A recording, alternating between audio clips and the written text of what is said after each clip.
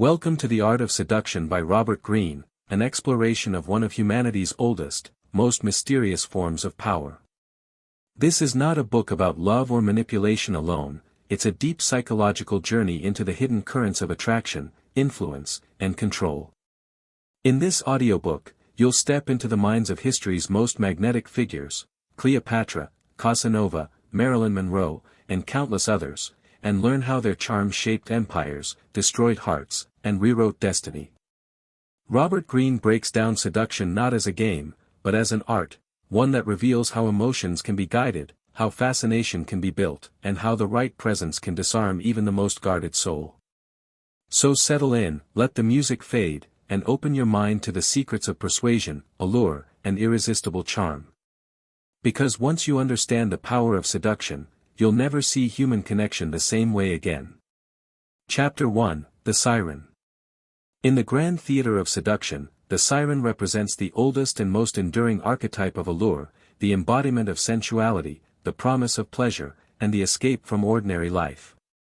From the ancient myth of the Greek sirens who lured sailors to their doom with their enchanting voices, to historical figures like Cleopatra and Marilyn Monroe, the siren's power lies not in force or intellect, but in presence, a magnetic, irresistible aura that pulls others in like a tide. The siren understands a timeless truth, that desire is born from distance and fantasy. She does not chase, she attracts. Her very existence suggests luxury, leisure, and indulgence, everything the weary soul secretly craves. In her company, people feel alive, bewitched by the idea that time has stopped, that nothing matters except the moment. But the siren's weapon is not only beauty. It's attention, deep, undivided, and hypnotic. When she looks at you, she makes you feel like the only person in the room. Her voice, slow and melodic, carries an unspoken invitation. Her movements, deliberate and fluid, are designed to slow down the pace of the world, creating a rhythm that others unconsciously fall into. She draws power from contrast, her calm against another's chaos, her mystery against their transparency. Robert Greene reminds us that the siren's allure often emerges most powerfully in times of restraint. In cultures or environments where sexuality is suppressed, the siren's openness feels like rebellion, her confidence like freedom. This was Cleopatra's secret weapon against Caesar and Antony. She embodied Egypt itself, a living symbol of pleasure, beauty, and excess. To men accustomed to discipline and war, she offered something they could not find anywhere else, the intoxication of surrender. But the siren's path is not without danger. Her magic depends on maintaining a sense of unattainability. When she becomes too available, her power fades. The seducer must master balance.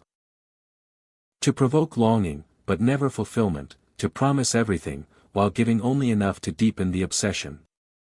In modern terms, the siren archetype can be seen not only in women but in anyone who uses presence, voice, and atmosphere to enchant. The siren can be a man or woman who creates a world of sensual escape, through art, music, conversation, or charm. What matters is the emotional spell they weave. They make others want to linger, to lose themselves. To cultivate the siren's power, Greene advises mastering the art of appearance, dress, sound, scent, and space. Every detail should suggest ease, confidence, and abundance. The siren does not demand attention, she invites it. She becomes the still point around which everything else turns. And at the heart of it all lies one simple truth: seduction begins not with words, but with energy. The siren seduces by being, not by doing. Her power flows from the pleasure she gives to others simply by existing, a reminder that the ultimate seduction is not of the body, but of the imagination. In the language of desire, the siren whispers, "Come closer," and the world obeys. Chapter 2, The Rake. If the siren is the embodiment of feminine allure, then the rake represents the fiery, insatiable masculine energy of pursuit. He is passion personified, restless, devoted, and dangerously charming. Where others hesitate, the rake dives headlong into desire. He lives for seduction, for the thrill of the chase, for the intoxication of a lover's attention. To be desired is his art, but to desire, openly, intensely, and without shame, is his weapon. Robert Greene describes the rake as a creature of obsession. His secret lies in his focus. He makes the object of his affection feel as though they are the center of the universe. When he speaks, his words are drenched in emotion. When he looks, his gaze burns with hunger. This intensity melts through resistance, because people, especially those starved of attention or affection, long to be wanted so completely.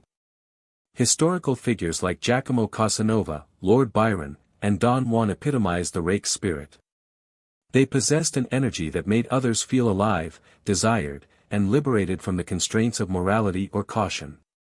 The rake's charm is rooted not in beauty or perfection, but in his sheer enthusiasm. He doesn't love carefully, he loves recklessly. And in that recklessness, others find the freedom they secretly crave. The rake's language is seduction itself. His compliments are not mechanical, they are spontaneous, poetic, almost fevered.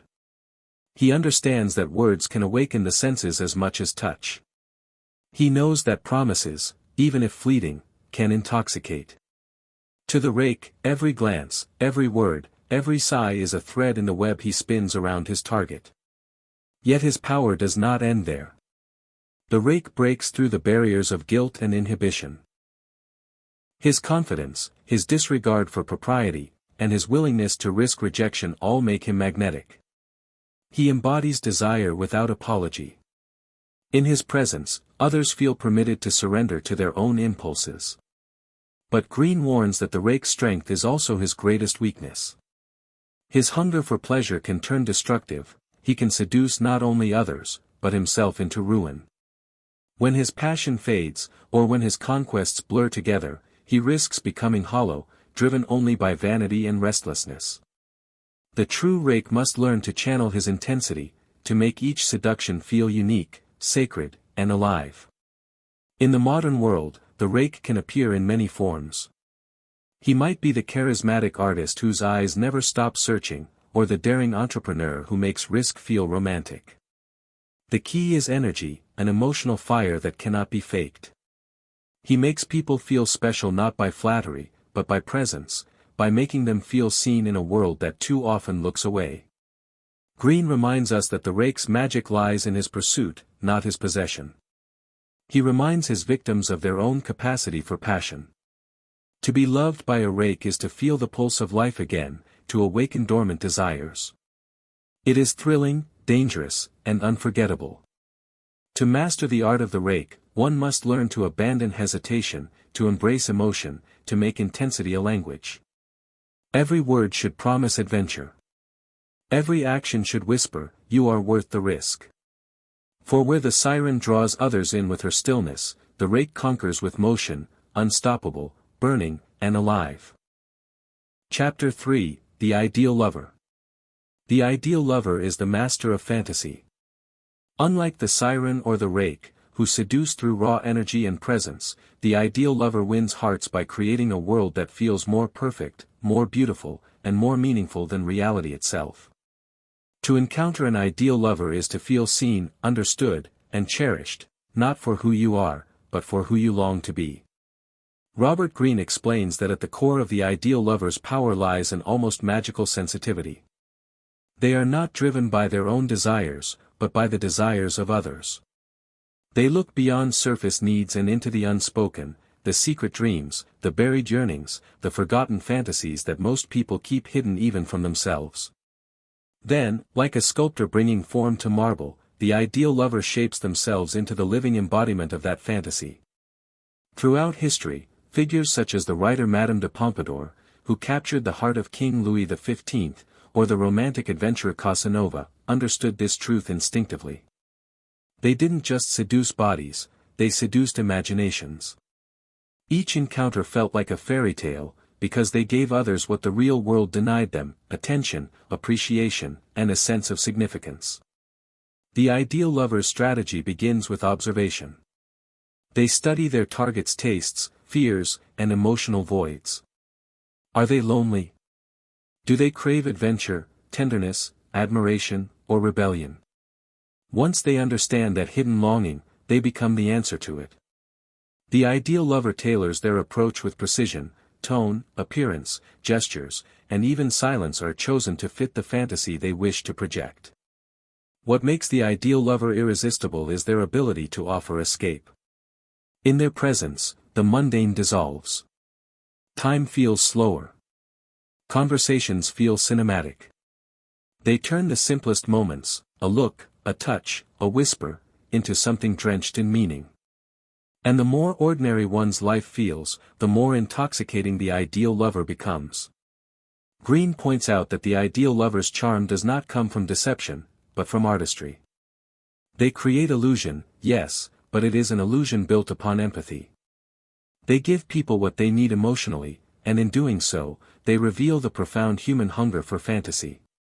Everyone, at some level, wants to be transported, to feel that life can still surprise them. However, this archetype carries its own danger.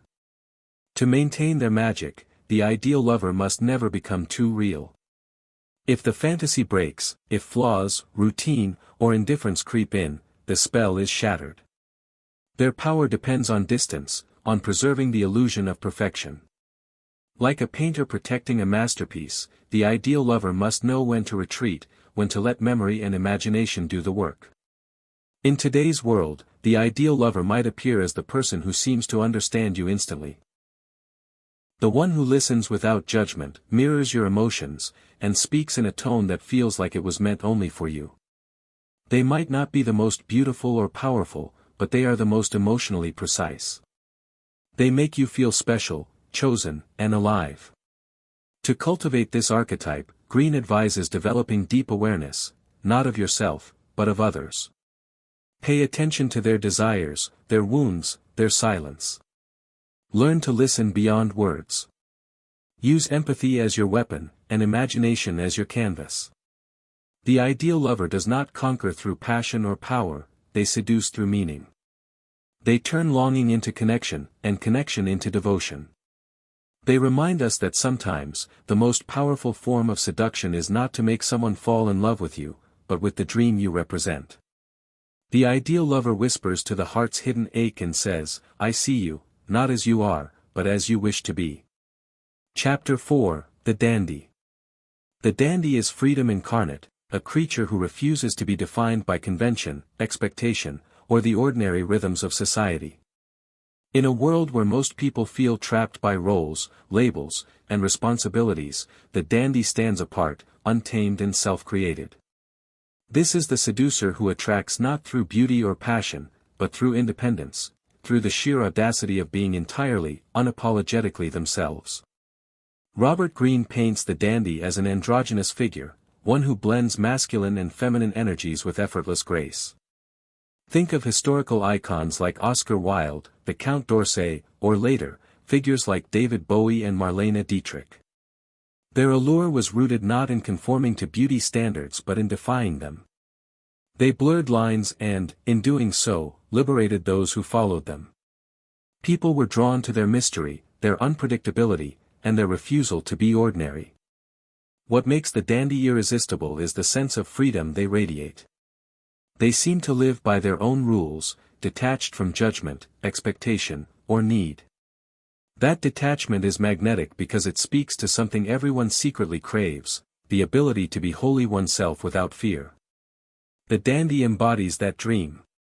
They move through life as if on a private stage, with style and confidence as their armor and rebellion as their art form. The dandy seduces by suggestion, not by pursuit. They never chase, never cling. Instead, they entice others to come closer, to try and capture a fragment of their mysterious charm. Their confidence, their coolness, and their wit all signal one message: I don't need you, but you might need me. And that sense of emotional independence is intoxicating. In seduction, the dandy plays with ambiguity. They hint at desire but never reveal their full hand. They flirt with danger but remain calm within it. Their charm lies in contradiction, warm yet distant, bold yet effortless, playful yet impenetrable. Their appearance is carefully crafted, not to impress others, but to express identity. Every gesture, every word, every outfit tells the world, I am unlike anyone else. Greene reminds us that the dandy's power lies in contrast. In times or environments where conformity is valued, the dandy's individuality shines even brighter. They become a symbol of rebellion, of authenticity, of freedom. To those who feel stifled by expectation, the dandy becomes an escape, a living fantasy of what it means to live truthfully, without apology. However, the dandy's path demands balance. Their aloofness can easily slip into arrogance, their independence can become isolation. To remain magnetic, the dandy must allow others to feel the warmth of inclusion, to make their world seem like a place where others might, just for a moment, belong. In the modern world, the dandy appears in many forms: the artist who defies trends, the entrepreneur who breaks every rule, the individual whose style, ideas, or presence refuse to fit the mold. The dandy doesn't follow fashion, they create it.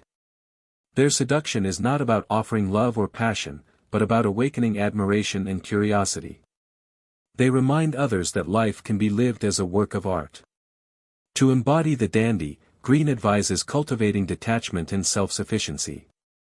Find comfort in solitude, confidence in uniqueness, and beauty in rebellion. Let your style, your words, your very being reflect a sense of individuality so strong that it cannot be ignored. The dandy's seduction is the seduction of freedom, a quiet whisper to the human spirit: you can be whoever you wish to be. In a world that demands conformity, the dandy's greatest allure is defiance, and in their defiance lies their beauty. Chapter 5: The Natural. The natural is the embodiment of innocence, playful, spontaneous, and completely unself-conscious. Where other seducers calculate and plan, the natural seduces by simply being. They remind others of the carefree joy of childhood, a time before restraint, before masks, before the burdens of adulthood dulled the senses. Their power lies in simplicity, the ability to make people drop their defenses and rediscover the pleasure of being alive. Robert Greene explains that the natural is irresistible because they awaken nostalgia, the longing for lost youth, for purity, for emotional honesty. They carry with them an energy that feels effortless and genuine, a kind of light that disarms cynicism. When you are with a natural, your guard falls away. You laugh more easily. You forget the weight of expectation. And in that space of ease, attraction blossoms. The natural archetype takes many forms. There is the childlike innocent, curious, wide-eyed, and full of wonder, whose sincerity and vulnerability invite protection and affection. There is the boyish or girlish charmer, playful, teasing, and full of vitality, who turns flirtation into a game. And there is the spontaneous spirit. Unpredictable, adventurous, and wild, whose lack of inhibition draws others into their orbit. Each version of the natural seduces through authenticity, never through artifice. History gives us countless examples. Charlie Chaplin, with his playful melancholy, Josephine Baker, with her radiant exuberance, and even Elvis Presley, whose raw charm seemed untouched by self-awareness, all captured hearts not because they were flawless, but because they were real. Their spontaneity, their unfiltered emotions, made them magnetic. The natural's secret weapon is emotional transparency. They don't hide what they feel, they live it fully, moment by moment. In a world of masks and manipulation, this openness feels like a relief. It gives others permission to let go, to feel again, to laugh, to play, to love without calculation.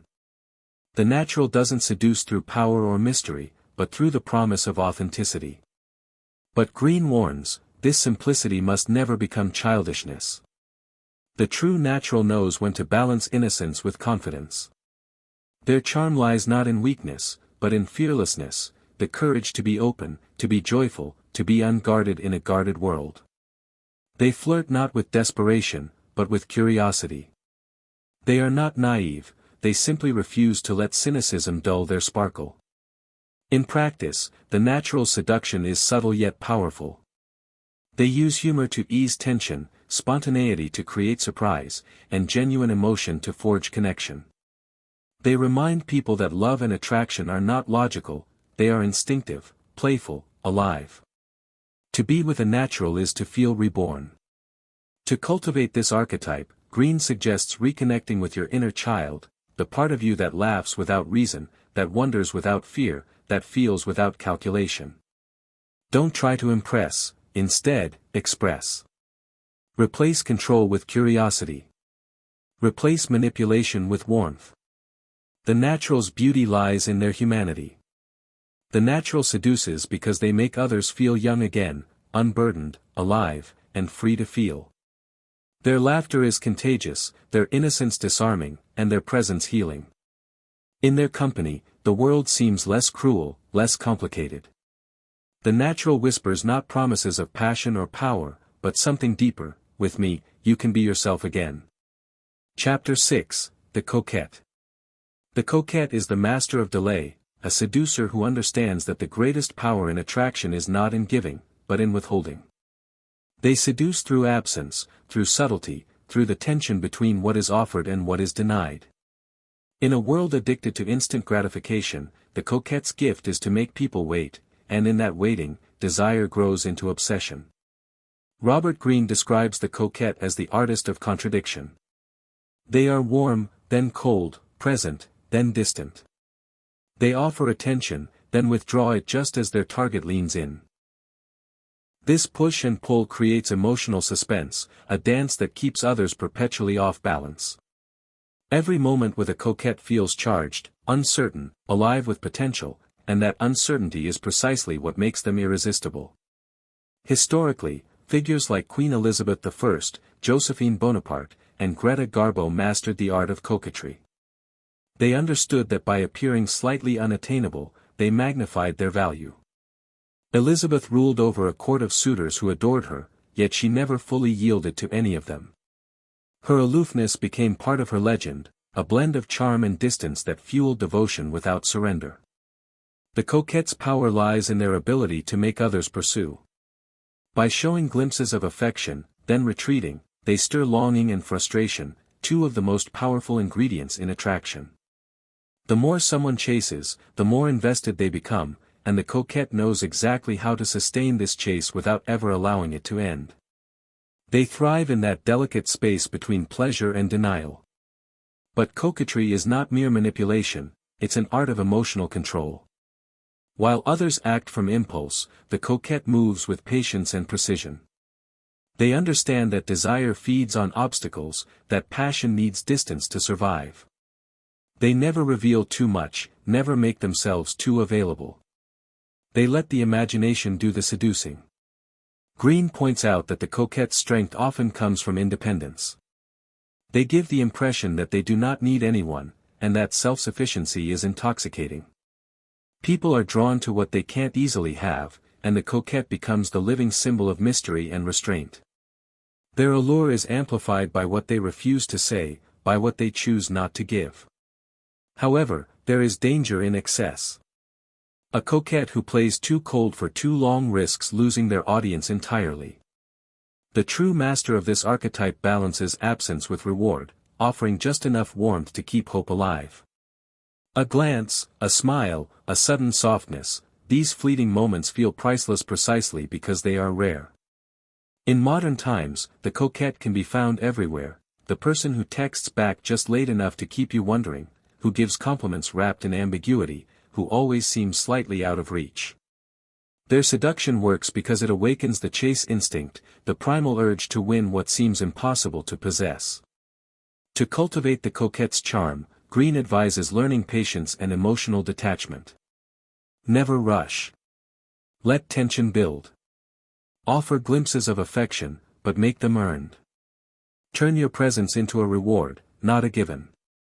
The more unpredictable you are, the more others will crave your attention. The coquette's true magic lies in creating an emotional rhythm, approach and retreat, light and shadow, warmth and coolness, until the other person is dancing to a tune they can no longer control. They give the illusion of intimacy, while remaining just out of reach. The coquette whispers not, "Come to me," but "Try to catch me," and in that endless chase, hearts are conquered. Chapter 7, The Charmer. The charmer is the social magician, the one who makes every person they encounter feel seen, valued, and important. Their power doesn't lie in sexuality or mystery, but in warmth, attentiveness, and emotional grace. Where others seek to impress, the charmer seeks to disarm. They understand that true seduction begins not with self-assertion, but with the subtle art of making others feel comfortable, appreciated, and admired. Robert Greene describes the charmer as the antidote to friction. They glide effortlessly through social situations because they never challenge or threaten. Instead, they soothe. They listen deeply, smile easily, and speak in a way that calms the ego and delights the senses. In their presence, people drop their defenses almost involuntarily. The charmer's greatest gift is making others feel special, and in doing so, they become irresistible. Throughout history, the greatest charmers have been masters of empathy. Cleopatra, Benjamin Disraeli, and the Duchess of Windsor all possessed an uncanny ability to adapt to the moods and desires of those around them. They did not push their own agenda, they made others believe that they were the center of attention. And yet, beneath that gentle surface lay sharp intelligence and deliberate control. The charmer never fights, they win through grace. The charmer's method is rooted in emotional finesse.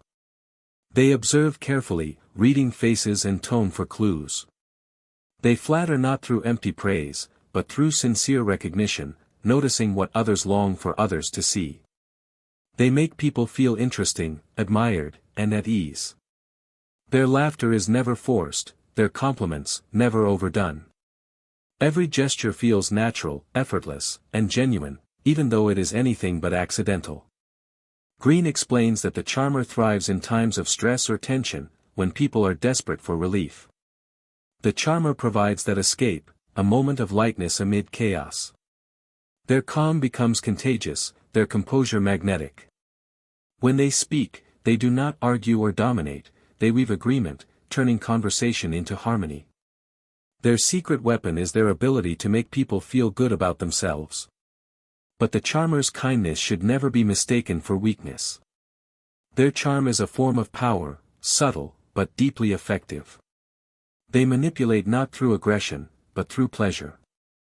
They understand that people are far more likely to yield to affection than to force. To resist a charmer would feel almost rude, even unnatural. And so, without realizing it, others are led exactly where the charmer wants them to go. However, Greene cautions that charm must be balanced with authenticity. Too much flattery feels false, too much attention feels intrusive. The charmer's art lies in moderation, knowing when to advance, when to retreat, and when silence is the most seductive language of all. Their control is hidden behind warmth. Their calculation, behind kindness. In the modern world, the charmer might appear as the friend who always knows the right thing to say, the colleague who diffuses conflict with a smile, or the lover who makes you feel effortlessly understood. Their seduction isn't built on intensity or mystery, it's built on ease. They make connection feel simple, even magical. To cultivate this archetype, Greene suggests developing emotional intelligence, the ability to listen, to empathize, to adjust your tone and energy to the person before you. Learn the power of small gestures, a touch, a pause, a compliment at the perfect moment. Avoid confrontation. Instead, win people over with attention, humor, and sincerity. The charmer's allure is timeless because it fulfills a universal human desire, the need to be seen, accepted, and valued. In a world full of tension, they are a soothing presence. They make others forget their insecurities, if only for a moment. The charmer does not conquer hearts, they open them. Their secret is simple: to make others feel adored is to become unforgettable. Chapter 8, The Charismatic. Charisma is the divine glow that makes some people seem larger than life, the magnetic force that draws others in and holds them captive.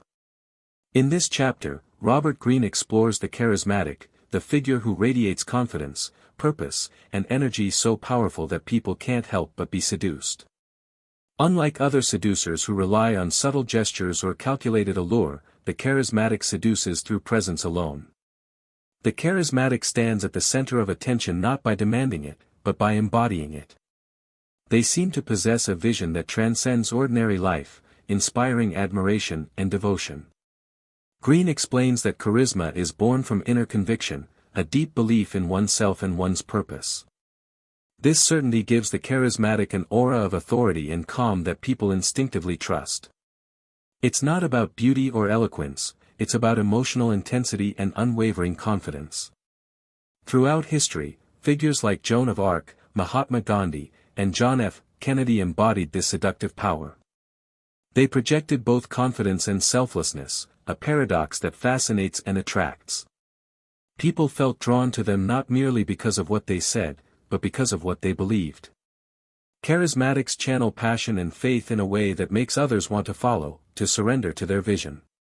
Greene reveals that charisma often grows out of emotion, not intellect. The charismatic connects through feeling rather than logic. They make people sense that being near them gives meaning to their lives.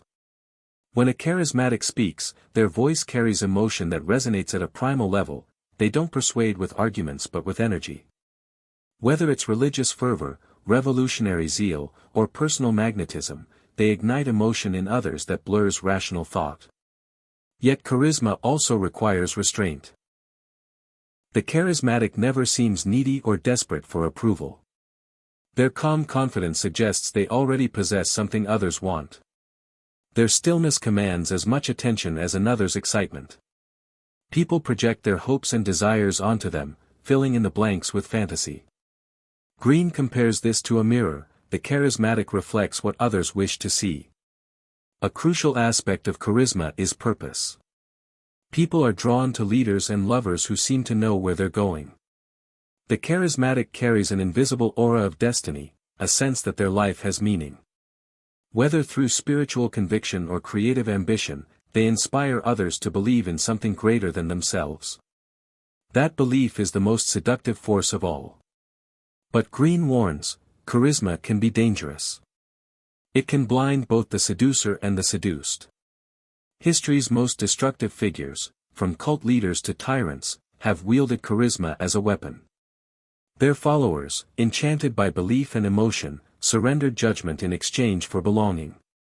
True charismatics walk a thin line between inspiration and manipulation.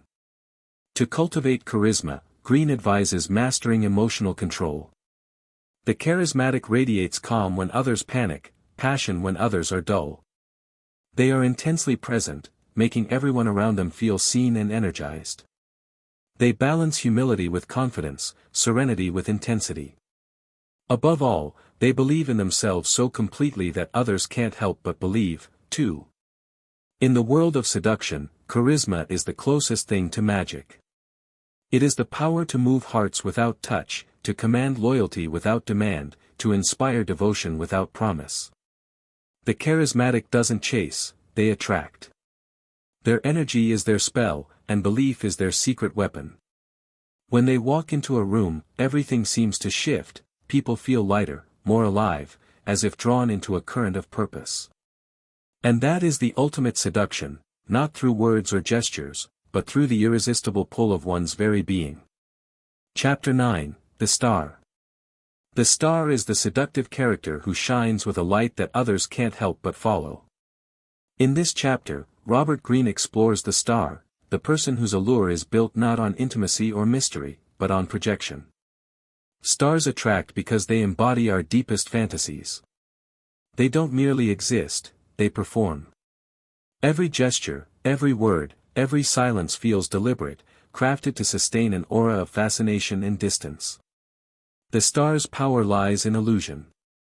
Greene explains that from ancient gods to modern celebrities, the star fulfills a universal need, the human desire to worship, to admire, to lose oneself in someone seemingly greater. The star becomes a blank canvas upon which others paint their dreams. They don't overwhelm with closeness, they seduce with distance. Their brilliance lies not in revealing everything, but in showing just enough to keep people yearning for more. True stars know how to control perception. They understand that mystery fuels attention. By remaining slightly out of reach, emotionally, physically, or socially, they invite curiosity. Their silence speaks louder than words. They let others imagine what they're really like. And because fantasy is always more seductive than reality, they maintain their allure by never allowing complete access. Greene points to historical and cultural examples: Marilyn Monroe's vulnerable innocence, Greta Garbo's mystique, and Elvis Presley's electric confidence. These figures didn't chase attention, they became symbols of it. People projected their desires onto them, confusing fantasy with truth. The star thrives on this projection, cultivating it carefully. They are never ordinary, even their flaws seem poetic, their struggles glamorous. But behind the glitter lies strategy. Stars manage their image with precision. They understand the rhythm of exposure and withdrawal, when to appear, when to vanish. Overexposure kills mystery, while absence intensifies it. The star seduces by contrast, a flash of emotion amid calm, a rare glimpse behind the mask. Every revelation feels precious because it is rare. Greene also notes that the star must master self-possession. They must never seem desperate for admiration.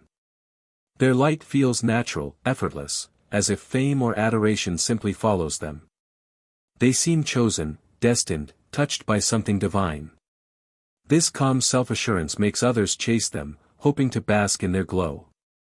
The star's secret is control disguised as spontaneity. Yet the star's allure isn't limited to celebrities.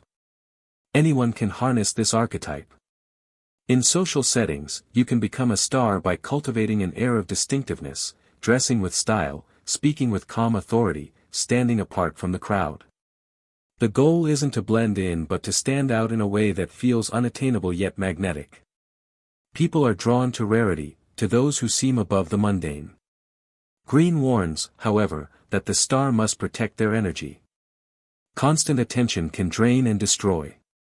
Many stars fall because they lose control of their image, trying too hard to please everyone. The true star remains enigmatic, selective, and self-contained. They give light, but never all of it. Their brilliance endures because it remains partly veiled in shadow. To embody the star, Greene advises cultivating stillness and poise. Speak less, reveal less, and make every appearance count. Let others dream about who you are rather than explaining yourself. Make absence your ally, mystery your armor, and elegance your language. When done right, people won't just notice you, they'll orbit around you. In the theater of seduction, the star plays the most dazzling role of all, not the lover who pursues, but the vision that inspires pursuit. They seduce not through touch, but through presence. Their power is not in closeness, but in distance. A light so captivating, it makes everyone else want to step closer, even if they can never reach it. Part 2, The Seductive Process. Chapter 10, Choose the Right Victim. Seduction begins not with charm, beauty, or words, but with selection. In this chapter, Robert Greene teaches one of the most crucial principles of the seductive process: choosing the right target. A master seducer doesn't try to seduce everyone. They are deliberate, strategic, and intuitive. They seek out those who are already vulnerable, people who secretly crave attention, adventure, validation, or escape. In seduction, effort is wasted on the content or the clever line if the target's heart is made of stone. The first step is to find the one whose defenses are already cracking. Greene explains that every person has emotional gaps, hidden desires, wounds, or frustrations they rarely admit, even to themselves. The art of the seducer lies in recognizing those gaps. The right victim is not necessarily the most beautiful or successful, it's the one who feels incomplete. Some are bored, craving excitement. Others are insecure, longing for admiration. Some live repressed lives, yearning to break free. When you can sense that hidden hunger, you hold the key to their heart. The seducer, like a hunter, observes before acting. They study body language, tone, and subtle signs of longing.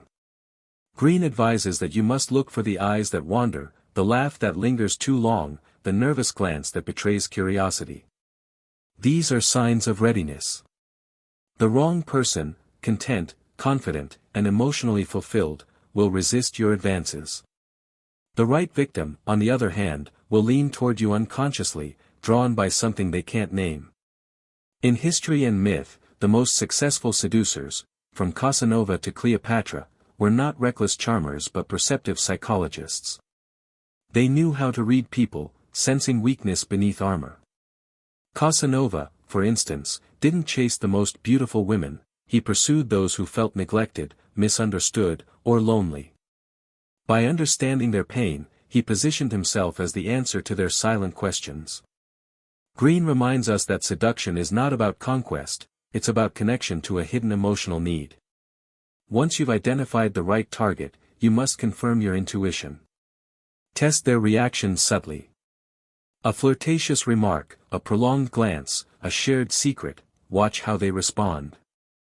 If they recoil, you've misjudged. But if they linger, if curiosity flickers in their eyes, you've found your mark. The best victims are not easy prey, but those whose resistance hides a deep desire to be pursued. The challenge excites them, and you. Greene also cautions against the seducer's greatest mistake, ego-driven selection. Many people pursue those who flatter their vanity, the most attractive, the most powerful, the hardest to get, rather than those who are emotionally susceptible. True seducers know that chasing the wrong person leads only to frustration. Power in seduction comes from discernment, not recklessness. Choosing wisely saves time and magnifies your influence. Psychologically, choosing the right victim also allows the seducer to mirror and amplify their desires. By reflecting their hidden dreams, you become irresistible. If they crave danger, show unpredictability. If they long for tenderness, reveal empathy. The right target will feel as though you see into their soul, because you do. Seduction is emotional alchemy, and your victim's needs are the raw materials. Greene's tone here is almost scientific: identify, analyze, and adapt. Seduction is not a guessing game, it's a process of observation and intuition. The world is full of people hiding unmet needs behind masks of confidence. The seducer's first act is to look past the surface and find the ache beneath. Choose well, and your work becomes effortless. Choose poorly, and no amount of charm can save you. In the end, Greene leaves us with this truth: the right victim is the mirror of your own seductive power. Find the one who hungers for what you can offer: excitement, freedom, validation, or mystery, and the game begins before you've even spoken. The wrong choice leads to resistance and rejection. The right choice. It opens the door to obsession, surrender, and the intoxicating dance that defines the art of seduction. Chapter 11. Create a false sense of security, approach indirectly. In seduction, the direct approach is often the quickest way to fail. Robert Greene begins this chapter by revealing a paradox: the more overt your interest, the more your target's defenses rise. To seduce effectively, you must disarm suspicion. The essence of this chapter is strategy: never come straight at your prey. Approach indirectly, like smoke filling a room, until they breathe you in without realizing it. Greene compares the process to warfare: frontal assaults rarely succeed, victory belongs to those who encircle and outthink their opponents. In seduction, your target must never feel attacked or cornered. Instead, they should believe that they are in control, that they are the ones pursuing or choosing. You do this by wrapping your intentions in charm, friendship, curiosity, or even indifference. It's not manipulation, it's artful restraint. A skilled seducer understands human nature. People resist when they sense danger or motive. The moment you seem too eager, too flirtatious, too forward, alarm bells go off. So you hide your hunger. Greene writes that subtlety is the seducer's armor: flirt without flirting, tease without touching, connect without confessing. The longer your target feels safe, the deeper your influence grows.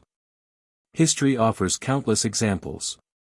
Cleopatra did not rush to seduce Julius Caesar, she hid inside a rug, emerging as a surprise, mysterious, clever, and unexpected. Casanova often began by befriending women, listening to their frustrations, letting them reveal their hearts. By the time desire surfaced, his victims were already emotionally entangled. The indirect approach builds anticipation, the most powerful form of attraction. Greene explains that to approach indirectly, you must master ambiguity. Speak in double meanings, give mixed signals, and create moments of uncertainty. When people can't quite define your feelings, they project their own fantasies onto you. This psychological confusion is not cruelty, it's the first thread of the web you're weaving. Seduction thrives on curiosity and emotional suspense. To maintain this balance, you must suppress your own impulses. The impatient seducer exposes their intentions too soon and ruins the illusion. Instead, act as though you have other interests, other admirers, other things on your mind. Let them wonder where they stand. The feeling of uncertainty, do they like me or not? Keeps them thinking about you, replaying every word, analyzing every glance. This mental engagement is the beginning of obsession. Greene also emphasizes the role of empathy in indirect seduction. You must enter your target's emotional world quietly, learning their fears and desires from within. Listen more than you speak. Make them feel safe enough to open up. When someone feels understood, they lower their guard, and that's when real influence begins. The seducer never pushes, they invite surrender. But Greene warns that the indirect approach requires finesse. If you're too vague, your target may lose interest. Too forward, and they retreat.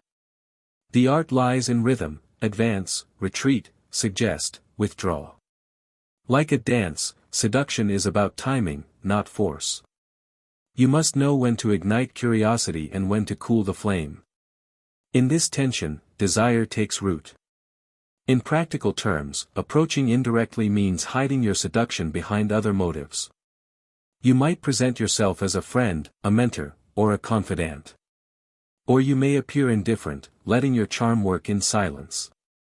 Over time, your presence becomes comforting, familiar, and when you finally reveal attraction, it feels natural, even inevitable. In the final lesson of this chapter, Greene reminds us that trust is the gatekeeper of desire. By creating a false sense of security, you lull your target's instincts to sleep. Only then can you awaken the emotions buried beneath. True seducers don't force entry into someone's heart, they are invited in. The key is subtlety, patience, and control. Seduction, at its core, is not about the chase, it's about guiding the other person into wanting to be caught. And that begins with the most delicate maneuver of all, approaching not as a threat, but as a mystery. You become the quiet comfort that slowly becomes irresistible. You enter through friendship, curiosity, or chance, and before they realize it, they're already within your spell. That is the genius of approaching indirectly. Chapter 12, Send Mixed Signals. Seduction thrives on confusion, tension, and contradiction, forces that keep your target emotionally off balance. In this chapter, Robert Greene introduces one of the most fascinating and manipulative tools of the seducer, the art of sending mixed signals. To seduce someone deeply, you must stimulate both desire and doubt, attraction and frustration. When your signals conflict, your target becomes obsessed with deciphering you. Greene explains that humans crave certainty, yet are irresistibly drawn to mystery. When someone behaves in ways that don't quite make sense, affectionate one moment, distant the next, the mind becomes trapped in curiosity. This uncertainty transforms mild interest into fixation. The seducer uses this psychological principle to their advantage: confuse your target just enough to keep them chasing clarity. Mixed signals create emotional chaos, and chaos breeds attachment. When your target can't predict your mood or intentions, they begin to overanalyze every gesture, every word. They replay conversations in their mind, searching for meaning. Greene calls this emotional destabilization, and it's one of the most potent tools of seduction. You become their puzzle, their obsession, the riddle they can't solve. Throughout history, seductive figures have wielded this power masterfully. Think of Josephine Bonaparte, who alternated between warmth and indifference, driving Napoleon to madness with desire. Or Greta Garbo, whose aloof mystery captivated audiences, her silence spoke louder than any declaration of love. By keeping others unsure, they controlled the emotional tempo. Predictability is comforting, but it's never seductive. It's the unknown that pulls people in. To send mixed signals effectively, Greene advises balance. Too much distance and your target will give up, too much warmth and they'll feel secure. The art lies in contrast. One day you're attentive, the next withdrawn. One night your gaze lingers, the next it drifts away. This rhythm of giving and taking keeps desire alive. The mind clings to what it can't have, and you become an addiction that feeds on inconsistency. Psychologically, this tactic taps into the principle of intermittent reinforcement. When affection and attention come unpredictably, they have a far stronger emotional impact. It's the same mechanism that makes gambling addictive. The uncertainty of reward creates obsession. In seduction, your attention becomes the prize your target can't stop chasing. Greene also reminds us that mixed signals should never seem deliberate. They must feel natural, even accidental. If your target senses manipulation, the spell is broken. The key is emotional authenticity. Act according to mood, timing, and subtle instinct. When you appear spontaneous, your contradictions become irresistible. They won't see calculation, they'll see depth. At its heart, this strategy is about maintaining power. When people are unsure how you feel, they lose control of their own emotions. Their mind fills in the blanks, often imagining you as more fascinating and desirable than you truly are. The seducer doesn't explain, they imply. They let silence speak louder than words. The less you clarify, the more they chase understanding. However, Greene warns of one danger: confusion without reward leads to frustration, not fascination. Always give enough warmth to sustain hope. A smile, a compliment, a glance, these small tokens keep the fire burning. The tension between yes and no, between closeness and distance, is what makes seduction an art rather than manipulation. In the final lesson, Greene concludes that mixed signals create emotional dependency. By keeping your target unsure, you ensure their attention. They will wait for your next move, interpret your every silence, and dream about what you truly mean. You become the author of their inner dialogue, and that is the highest form of power in seduction. Seduction, Greene says, isn't about being understood, it's about being felt. The moment your target can define you, the magic dies. So stay unpredictable. Smile and disappear. Touch, then withdraw. Speak half-truths, and let mystery fill the rest. In that delicate balance of warmth and coldness, the heart loses its footing, and falls right into your hands. Chapter 13, Appear to be an object of desire, create triangles. In this chapter, Robert Greene unveils one of the most powerful forces in human attraction: competition. Desire, he explains, is contagious. When people see others wanting you, their own interest intensifies. The seducer understands this instinct and learns to weaponize it. To appear more desirable, you must create the illusion that others already desire you. This is the seductive triangle, where your target, observing your effect on others, begins to crave you themselves. Greene reminds us that humans are not purely rational beings. Our desires are shaped by social proof. When someone or something appears wanted, it gains perceived value. The seducer turns this psychological truth into strategy. Instead of pursuing directly, they surround themselves with admirers, allies, or subtle hints of other attachments. Jealousy, curiosity, and competitiveness awaken emotions that logic can't suppress. History offers endless examples. Cleopatra did not depend solely on her beauty, she mastered the art of the triangle. Surrounded by suitors and symbols of admiration, she made every man feel privileged to win her favor. Her desirability wasn't accidental, it was staged. The same applies to Casanova, who often appeared in the company of other women, creating an aura of excitement and social magnetism that drew even more lovers toward him. Greene points out that this tactic works because it triggers the primal fear of being left out. When your target sees you admired by others, they begin to question their own value: why haven't I been chosen yet? This insecurity sparks pursuit. People want what they think they can't easily have. They crave validation by winning the attention of someone already wanted by others. Desire spreads like fire, it doesn't start from you, it spreads around you. However, Greene warns that the triangle must be crafted with finesse. Too much provocation and you risk sparking resentment or anger. Too little and the effect fades. The goal is to stimulate intrigue, not hostility. Subtlety is key, a passing compliment from another admirer, a rumor of attention, a social interaction that hints at competition. You never announce your desirability, you let it be seen.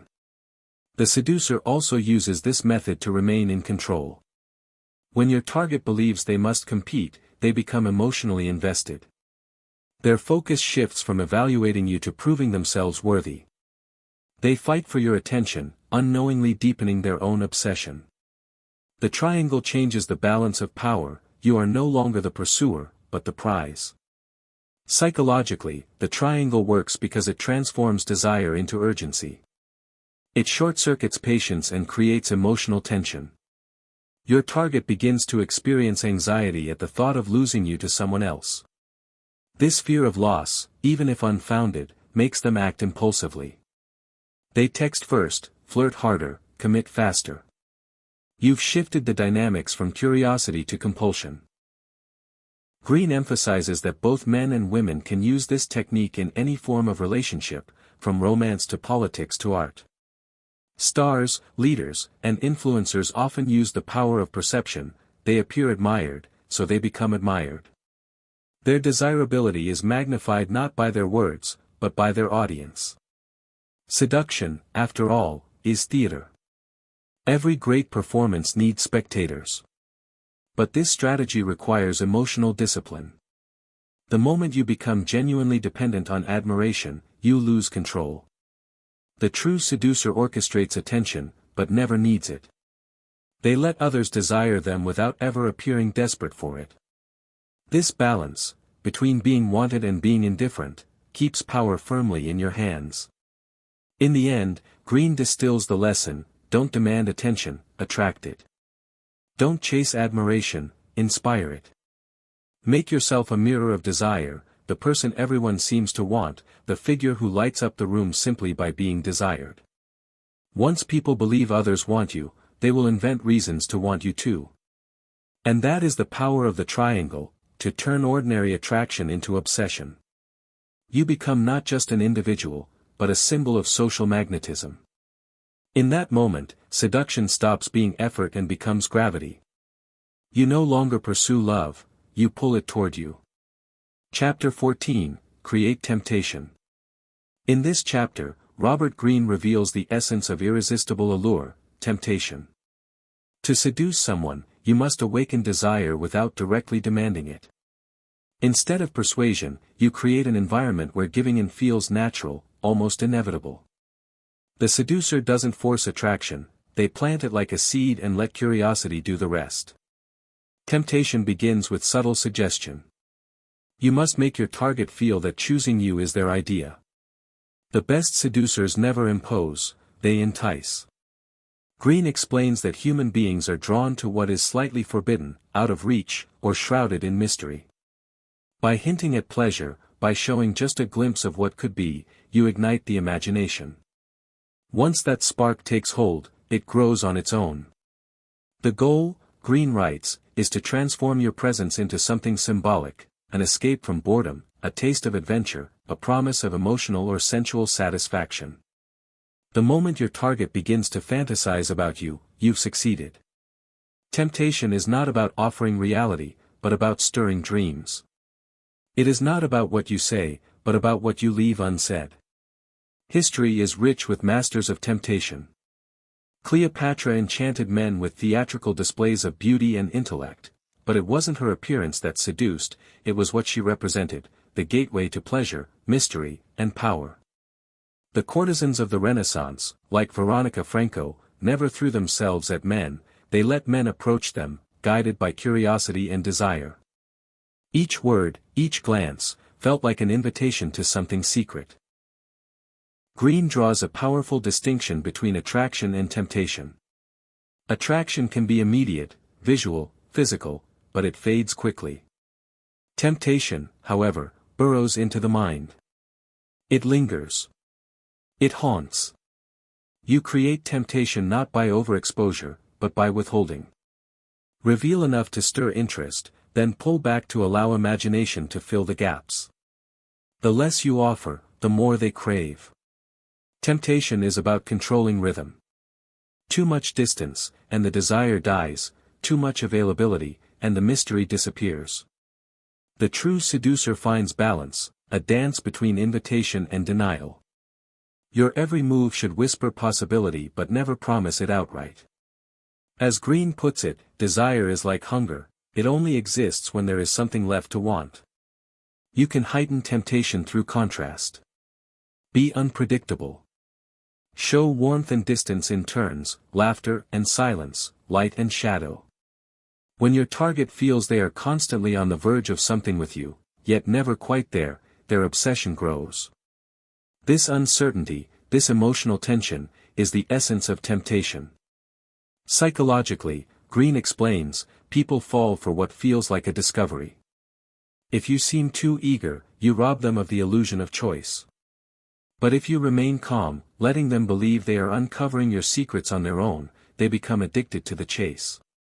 The seducer never chases, they attract by being the forbidden fruit that others can't resist touching. Temptation can also be crafted through atmosphere. Surround yourself with sensual cues, scent, lighting, tone of voice, texture. Seduction is a full sensory experience. A room, a setting, or even your style can become part of your lure. Greene insists that everything about you, your appearance, your words, your silence, must carry a hint of promise. But the key, he warns, is control. If you succumb too easily, you destroy the illusion. The seducer remains calm in the face of emotion, allowing others to lose control. The power of temptation lies in patience, in letting desire ripen until surrender feels inevitable. By the end of the chapter, Greene reminds us that temptation is not deception. It's an art of suggestion. You never lie, you simply allow people to imagine what they wish to see. They project their fantasies onto you, and in chasing those fantasies, they chase you. The seducer's greatest secret is knowing that people don't want truth, they want enchantment. Create temptation, and you become the dream they can't stop dreaming, the hunger they can't satisfy, the mystery they can't solve. You no longer have to pursue, you simply exist as the thing everyone else desires. That, Greene concludes, is the supreme triumph of seduction.